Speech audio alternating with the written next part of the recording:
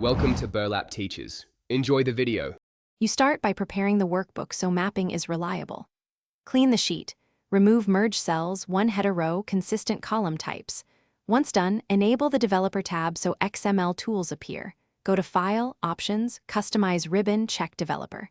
Then save the file as XLSX to preserve structure.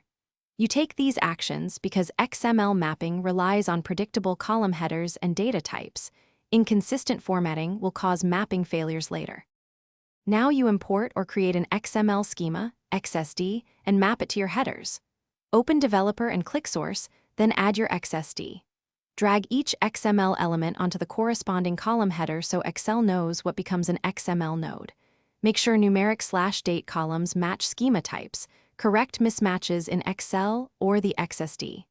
Once elements are placed, validate the mapping inside the XML source pane. This step matters because proper mapping ensures export. Finish by exporting the mapped data. Choose Developer, Export, and pick a file name for the XML. Excel will prompt if required fields are missing or types conflict. Resolve those by editing the sheet and re-exporting. Once you have the XML, validate it against the original XSD to confirm structure. If export fails, a common fix is to remove hidden characters, ensure no blank required fields, and confirm mapped ranges cover all rows. That single troubleshooting check saves time and prevents invalid XML.